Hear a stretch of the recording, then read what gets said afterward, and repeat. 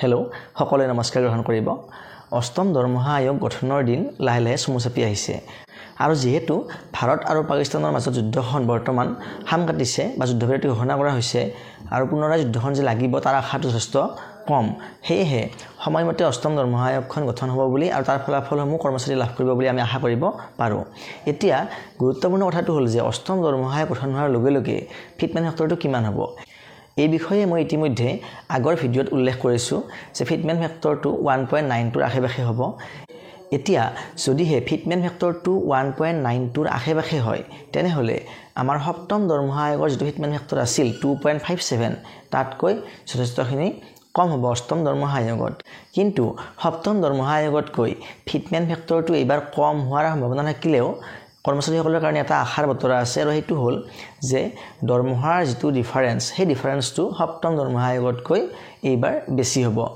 মানে ষষ্ঠ দৰমহা আয়োগ আৰু সপ্তম দৰমহা আয়োগৰ মাজত দৰমহাৰ যিখিনি ডিফাৰেন্স আছিল সেই ডিফাৰেন্সটো এইবাৰ সপ্তম দৰমহা আয়োগ আৰু অষ্টম দৰমহা আয়োগৰ মাজত বেছি হ'ব আৰু সেই বস্তুখিনি আজি মই এটা ভিডিঅ'ৰ যোগেৰে উপস্থাপন কৰিবলৈ চেষ্টা কৰিছোঁ। আপোনালোকে নিশ্চয় জানে যে সপ্তম দৰমহা আয়োগ যেতিয়া গঠন কৰা হৈছিল মানে ষষ্ঠৰ পৰা সপ্তমলৈ যেতিয়া আমি গৈছিলোঁ তেতিয়া ফিটমেন ফেক্টৰটো কিমান আছিল 2.57 আছিল। ষষ্ঠ দৰমহা আয়োগৰ অধীনত এগৰাকী তৃতীয় বৰ্গৰ কৰ্মচাৰীয়ে যাৰ স্কেল আছিল 5,200 টকা আৰু যাৰ গ্ৰেড পে আছিল 2,500 টকা, সেইগৰাকী কৰ্মচাৰীয়ে ষষ্ঠ দৰমহা আয়োগৰ অধীনত লাষ্ট দৰমহা ড্ৰ কৰিছিল কিমান 17,864 টকা। মানে এইটো তেওঁৰ গ্ৰছ চেলাৰী আছিল ডিডাকশ্যন নকৰাতে, মানে NPS আৰু GIS আৰু প্ৰফেশ্যনেল টেক্স নাকাৰোতে গ্ৰছ টোটেল আছিল এইটো 17,864। তেতিয়া এই যে ডিএ চলি আছিল সেই ডিএটো যেতিয়া চলি আছিল কিমান 125% ডিএ চলি আছিল, লাষ্ট ডিএ চলি আছিল 125%।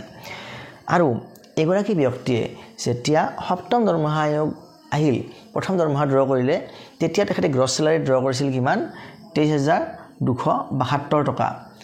গতিকে এই যিটো ডিফাৰেন্স ষষ্ঠ দৰমহা আয়োগ আৰু সপ্তম দৰমহা আয়োগৰ যিটো ডিফাৰেন্স আছিল সেই ডিফাৰেন্সটো হ'ল তেখেতৰ কিমান 5,408 টকাৰ ডিফাৰেন্স আছিল।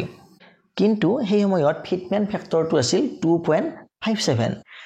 এতিয়া সপ্তম দৰমহা আয়োগৰ পৰা অষ্টম দৰমহা আয়োগ যেতিয়া আমি গৈ পাম মানে লাগু হ'ব মানে কাৰ্যকৰী কৰা হ'ব তেতিয়া ফিটমেন ফেক্টৰ যদিহে হয় 1.92 বা তাৰ আশে-পাশেও হয় 1.90 হয়, তথাপিও কি হ'ব বৰ্তমান এগৰাকী তৃতীয় বৰ্গৰ কৰ্মচাৰীৰ যাৰ মানে ষ্টাৰ্টিং যিটো স্কেল এইটো 14,000 আৰু গ্ৰেড পে 6,800 সেইগৰাকী কৰ্মচাৰীয়ে বৰ্তমান ড্ৰ কৰি আছে কিমান মানে বৰ্তমান যিটো দিয়ে আমাৰ 55%, ইয়াতে মই 57% ধৰিছোঁ, লাষ্ট ড্ৰ কৰিব 34,712। মানে যদিহে আৰু 2% দিয়ে লাগে আমাৰ জুলাই মাহত 57% দিয়ে হ'ব তেতিয়া এইখিনি দিয়ে হ'ব 11,856 টকা দিয়ে হ'ব এইটো বেছিক পেৰ ওপৰত।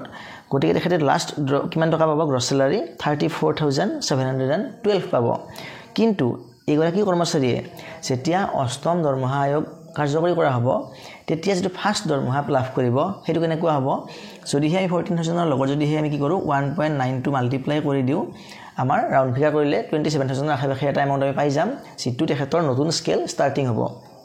আৰু 6,800 টকা গ্ৰেড পেটোৰ যেতিয়া আমি 1.92 মাল্টিপ্লাই কৰি দিম আমাৰ 13,000 ছামথিং হয়, ৰাউণ্ড ফিগাৰ কৰিলে আমাৰ 13,000 বা 13,500 এনেকুৱা এটা হ'ব এমাউণ্ট। গতিকে 13,000 ধৰিছোঁ মই।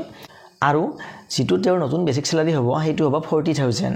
গতিকে এই 40,000ৰ ওপৰত যদিহে 2% দিয়ে ঘোষণা কৰে নতুন মানে এই পে কমিশ্যনৰ মানে অধীনত 2% দিয়ে ঘোষণা কৰিলেও তেখেতৰ দিয়ে হ'ব 800 আৰু যদিহে হাউচ ৰেণ্টটো 7% থাকে বৰ্তমানৰ নিচিনাকৈ মানে ৰুৰেল এৰিয়াৰ কাৰণে 7% হাউচ ৰেণ্ট হ'লেও 2800 টকা পাব। আৰু যিটো মেডিকেল মানে ফিক্স মেডিকেল যিটো মানে সেই পায় আপোনাৰ এলাউন্স পায় সেইটো সপ্তম দৰমহা আয়োগৰ অধীনত 600 টকা আৰু অলপ যদি বৃদ্ধি হয় তেনেহ'লে 1,000 টকামান হয়তো হ'ব পাৰে। মই এটা মানে আইডিয়া এটা কৰিছোঁ, এটা মানে ধাৰণা কৰিছোঁ যে ইমানমান হ'ব পাৰে। যদি এইখিনি হয় তেনেহ'লে তেখেতৰ যিটো নতুন গ্ৰছ চেলাৰী হ'ব সেইটো হ'ব 44,600। গতিকে এই যিটো এমাউণ্ট হ'ব বৰ্তমান এগৰাকী কৰ্মচাৰীয়ে পাই থকা এই এমাউণ্টটো আৰু এই এমাউণ্টৰ যদি পাৰ্থক্যটো আমি চাওঁ তেনেহ'লে পাৰ্থক্যটো আহি পৰে 9,888 9,888 টকা।